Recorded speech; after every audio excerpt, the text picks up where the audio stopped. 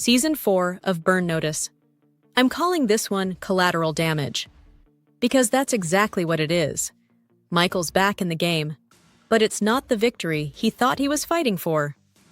The burn notice is lifted, technically, but freedom? Still out of reach. Now he's working with the government, kind of.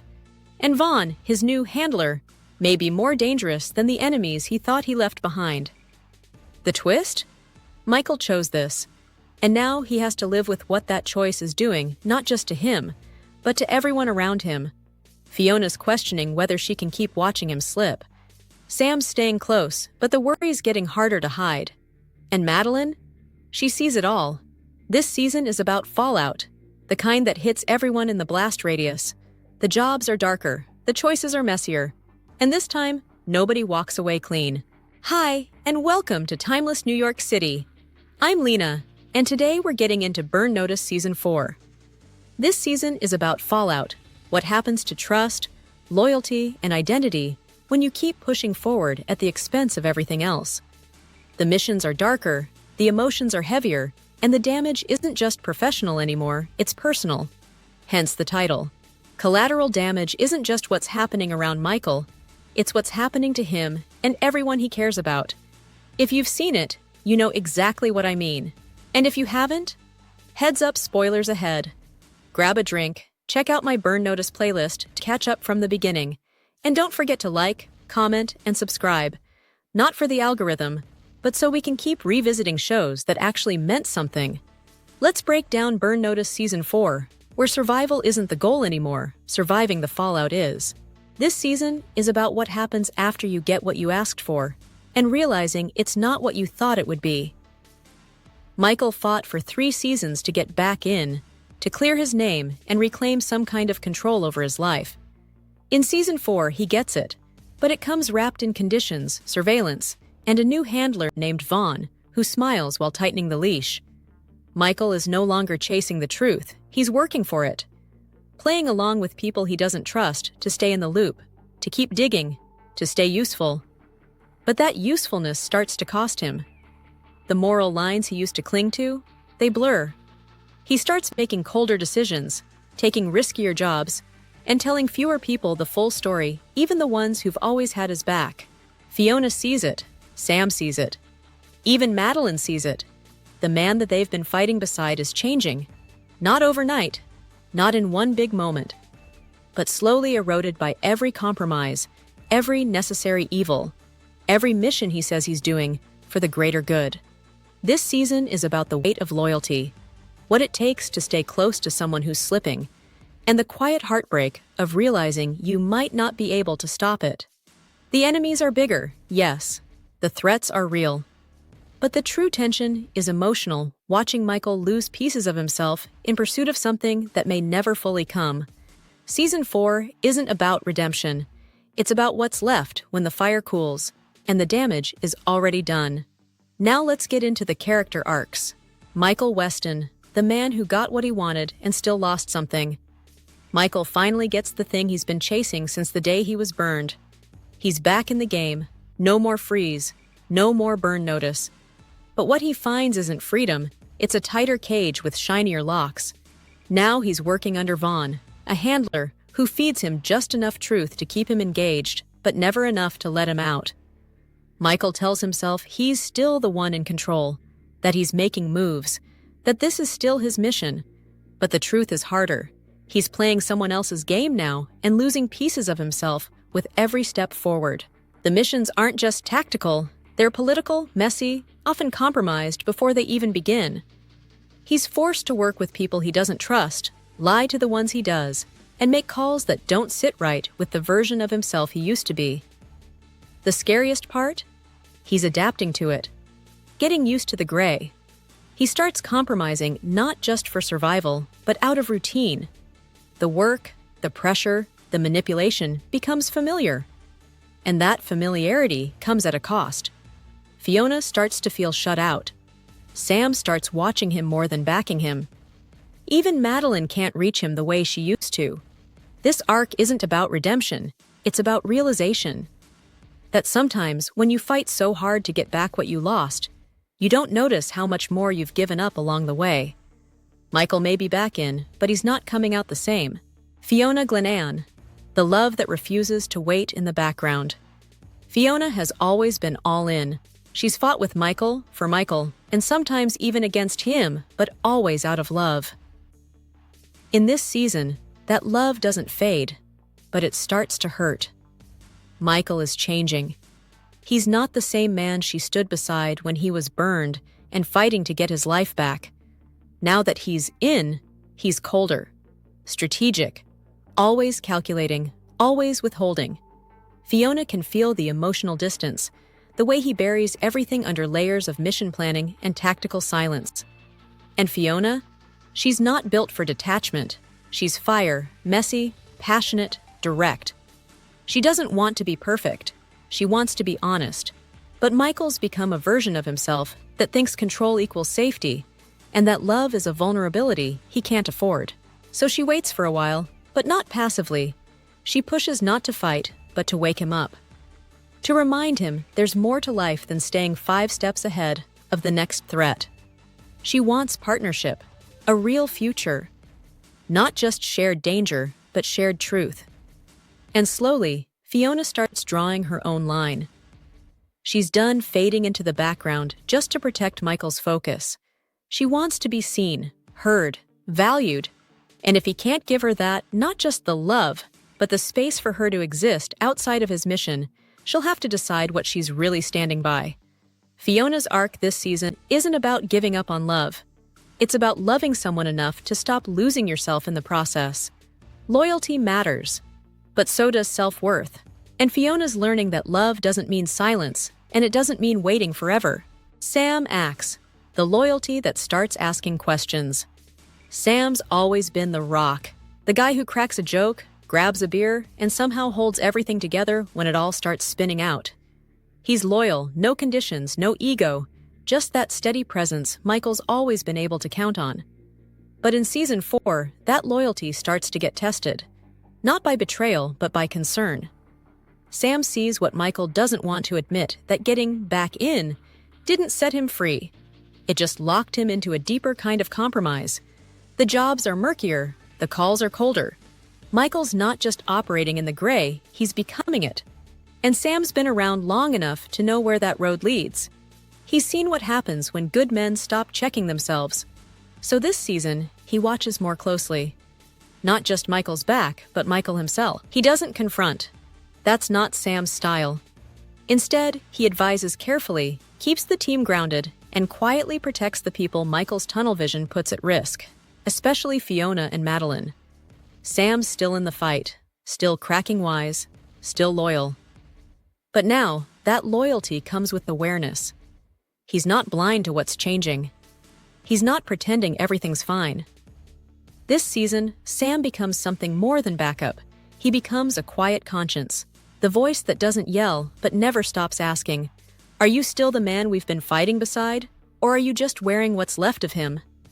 Because when loyalty runs this deep, the hardest thing to do isn't walking away. It's staying close while someone you care about drifts further than you ever thought they would. Madeline Westen, the mother who won't just stand by anymore. Madeline has always been more than just Michael's mom. She's been his anchor, his conscience, and sometimes the only one brave enough to ask the hard questions without caring about the consequences. But in the season, she stops waiting for permission to be involved. She's done with vague answers and being kept on the outside. The mother who used to hover in the kitchen with cigarettes and subtle concerns is now stepping into the center of the storm because she has to. Michael is slipping not in skill, but in soul. He's colder, calculated, withholding. And Madeline sees it happening long before he does. She's lived through enough silence, enough secrets, and she knows when someone's drifting into a version of themselves they may not come back from. So she speaks up, she pushes, she refuses to be pushed aside. She doesn't do it to control him, she does it because she loves him, because she remembers who he was and she sees how far that person is starting to fade. And Madeline's strength this season doesn't come from grand gestures. It comes from the quiet moments, the way she calls him out without raising her voice, the way she holds space for truth even when Michael won't share it. the way she stays rooted when everyone else is pulled into the chaos. Her arc is about choosing presence over fear, about being the one person in Michael's life who doesn't need access to the mission to still fight for the man behind it. Because when everyone else is reacting to what Michael does, Madeline's still fighting for who he is.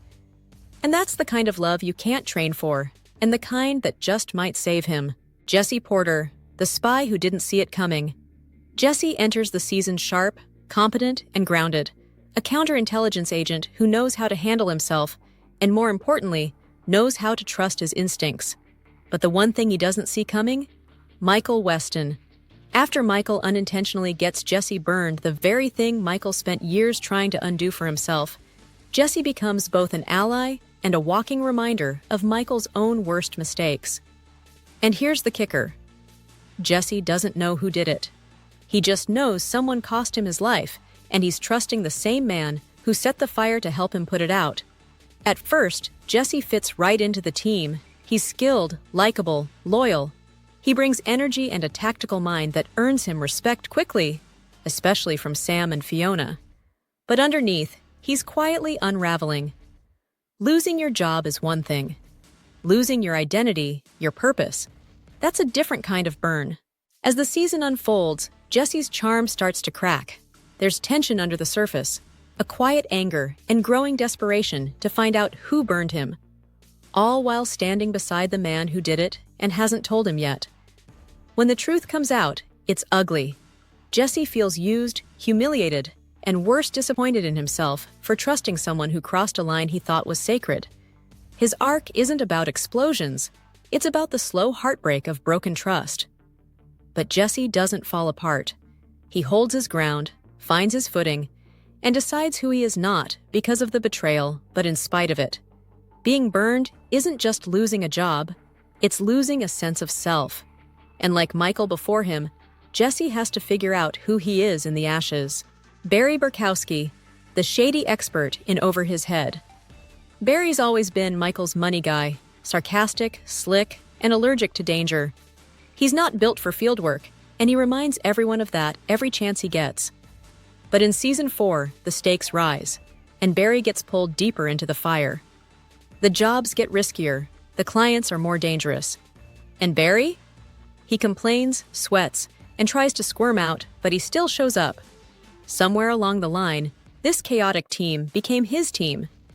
He's not a spy, not a hero, but when things fall apart, Barry steps in, does the dirty work, and helps hold it all together. Loyalty doesn't always come with a badge or a gun. Sometimes, it comes in the form of a nervous guy in a designer shirt who shows up anyway. Nate Westen, the brother who still wants in. Nate's not a spy, and he's never pretended to be. He's Michael's younger brother, always a few steps behind, always trying to matter in a world that doesn't have a place for him. In this season, Nate pops in with the same messy energy. Part hustler, part screw-up, part heart. He wants to help, wants to prove he can be useful, that he's not just the family disappointment. But being in Michael's world comes with pressure Nate isn't built for. He gets pulled into dangerous situations, and while his instincts aren't terrible, his lack of training shows. What Nate does have, though, is heart, and that's what keeps him from being a liability. His arc this season is about wanting to belong not just to the team, but to his brother's life in a real way. He'll never be Michael, but he still wants to matter. And for better or worse, he keeps trying. Because sometimes, being family means showing up even when you're in way over your head. Now, let's take a look at this season's villains. Season 4. Villains, the hands that pull the strings. This season's villains don't just want power, they want control. They push, manipulate, and bait Michael with the very thing he thought he wanted, a way back in. But every offer comes with a hidden cost. These aren't chaotic enemies. They're precise, strategic, and dangerously familiar. Season 4's villains don't always raise their voices. They don't need to. They offer deals, hold secrets, and weaponize trust. And the most dangerous part? Some of them don't even look like villains until they already own you. Vaughn, the devil you think you can handle. Vaughn is the smiling face of a deeper corruption. A handler, a liaison, a friend in the game, at least that's how he sells himself. He talks in favors and partnerships, never threats, but that's the trick. Vaughn doesn't need to shout or show force. He offers Michael information, access, and a seat at the table just as long as Michael plays by his rules. He's the kind of villain who lets you think you're in control until it's far too late. He doesn't want Michael to fail, he wants to shape him. And the most dangerous part? Michael starts to adapt. Vaughn's presence slowly shifts the way Michael makes decisions. And that erosion of self? That's the real threat. John Barrett, the power behind the curtain. Barrett isn't introduced until later in the season, but he's the reason all the strings are being pulled. The CEO of Drake Technologies and the face of the organization behind the burn notices, Barrett is powerful, insulated, and surgically careful. He's not emotional. He's not loud.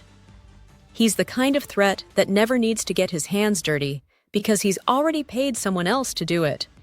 He sees people like Michael as tools, not threats, and that arrogance is exactly what makes him dangerous. Barrett represents the system Michael has been trying to crack from the beginning. A faceless power, hidden motives, and no exit that doesn't cost you. Tyler Brennan, the ghost who won't stay gone. Brennan comes back like a shadow that never left, not for revenge, but for profit. Smooth, smug, and deadly without raising his voice, he uses leverage like a weapon and knows exactly where to press. He doesn't escalate the corners. With charm, with timing, and with that quiet confidence that says, "I've already won." This time, he teams up with another ghost from Michael's past, Dead Larry. And together, they push Michael into one of his darkest corners yet. But Brennan overplays his hand. In the end, his arrogance catches up to him. The game turns violent, and Brennan is killed outplayed in the very chaos he helped create. Because in Michael Westen's world, even shadows run out of places to hide. Dead Larry, the ghost who likes it that way. Larry slithers back into Michael's life like he never left, not for money or revenge, but for the thrill. A former spy, presumed dead, and fully unhinged, Larry doesn't want control, he wants chaos. He teams up with Tyler Brennan this season, but for Larry, it's not about partnership, it's about the game. He manipulates, pressures, and provokes, convinced that Michael is just like him, a killer with a conscience mask. But Michael doesn't break, he adapts. And just when it looks like Larry's in control, he's the one who gets outplayed. Larry escapes in the end, not dead, not done, just gone. Because that's what he does. He doesn't want to win. He just wants to burn everything down and watch who's still standing. Simon Escher, the blueprint for the burn. Simon doesn't return in force. He lingers, like smoke from a fire Michael can't put out. Locked up but still dangerous, he's the shadow behind everything. The crimes Michael was blamed for? They were Simon's. The agency didn't burn Michael because he failed. They burned him because they feared he'd become another Simon, a rogue operative with no conscience and too much skill. Even from a cell, Simon's presence fuels the paranoia and the cover-ups. He's not just a threat, he's a warning. A twisted reflection of what Michael could become if he keeps slipping. Simon's role this season is quiet but cutting. Because sometimes the most dangerous villain isn't the one on the loose, it's the one they burned you to stop you from becoming. Episodic villains, the pressure you don't see coming. As always, Burn Notice weaves one-off villains into the mix: gang leaders, smugglers, arms dealers, and corrupt insiders. Some are desperate, others cruel, but all of them force Michael and the team to make hard, fast choices. These aren't cartoon bad guys. They're grounded. They exploit people. They operate in the cracks of the system. And more often than not, they force Michael to look in the mirror and ask, what makes me different from them? These characters, along with the previously mentioned villains, contribute to the complex web of adversaries that challenge Michael Westen throughout Season 4. Each brings their own unique threats and moral complexities, further blurring the lines between ally and enemy in Michael's world. By the end of Season 4, it's clear Michael didn't get free. He just traded one leash for another. The burn notice is behind him, technically, but the system that created it? Still very much alive. more powerful, more dangerous, and now he's working inside it. The big win, exposing John Barrett's operation and finally putting faces to the shadows that wrecked his life. The cost? Jesse's trust, Fiona's patience, his own moral compass. The deeper Michael digs, the harder it gets to tell where the mission ends and where he begins. This season wasn't about clearing his name. It was about what's left of the name he's trying to clear. Fiona nearly walks, Jesse nearly shoots him. Even Sam, the last one to ever say it out loud, starts looking at him like he's not sure who he's following anymore. And Madeline? She watches her son walk into rooms colder than the ones he used to fight against, and wonders if she's already lost him to the same machine he swore he'd destroy. The season doesn't end in freedom, it ends in clarity. Michael is in too deep to walk away clean, and maybe he always was. Because sometimes you win, but the version of you that survives isn't the one who started the fight. The next season isn't a reset. It's the reckoning. Stick around, it's about to get personal. Season 4 started off a little slow for me. It felt like it was finding its footing again, the tension was there, but the momentum took a minute to build. But by the end of the season, it delivered. The danger felt real, the stakes got sharper, and the emotional weight finally caught up to the mission. The addition of Jesse was a game changer. He brought in new energy, and more importantly, he complicated things in a good way. Having a second burned spy in the mix shifted the team dynamic and forced Michael to see the fallout of his choices from a whole new angle. Jesse wasn't just a plot twist, he was a mirror, and the guilt Michael carried because of him added real depth to his arc. What I didn't connect with, though, was the Jesse-Fiona storyline. That love interest felt off. I didn't see the chemistry, and I wasn't sure what the writers were trying to say with it. Fiona's loyalty and emotional tension with Michael are so layered. Throwing Jesse into that mix felt unnecessary and a little forced. But overall, rewatching this season reminded me how important it is in the bigger picture. It bridges the early years of the show with where it's headed, and everything starts connecting. Old villains resurface, unresolved threads start tightening, and each character gets just a little closer to who they'll become in those final seasons. Season 4 might not be the flashiest, but it's the one that makes everything after hit harder, and for some of these characters, it's the beginning of the end and the start of some long overdue closure. I have to give an honorable mention to one of my favorite guest stars this season, Burt Reynolds, a true icon. I still remember watching him in Smokey and the Bandit as a kid in the late 1970s. I didn't follow every film of his, but you always knew when Burt was on screen, he had that rare presence. So seeing him appear in episode 7, titled Past and Future Tense, was a real treat. He plays Paul Anderson, a once legendary CIA operative now in hiding. When Russian operatives target him, Michael steps in. But what makes the episode so powerful is how Paul becomes a reflection of what Michael's future could look like if he stays on this path. It wasn't just a fun cameo. It added real weight to Michael's arc and gave a quiet, classy spotlight to a legend. If you're still with me, thank you. Seriously, shows like Burn Notice deserve to be remembered, talked about, and passed on, not just buried under streaming piles of forgettable content. So if you're enjoying this journey, don't forget to like, comment, and subscribe, not for the algorithm, but to help keep these kinds of shows alive. Check out the full playlist if you're just catching up, and stick around. I've got more TV and movie breakdowns coming your way. Because good storytelling? It's not gone, it just needs a little backup. Stay tuned for my Season 5 breakdown next week.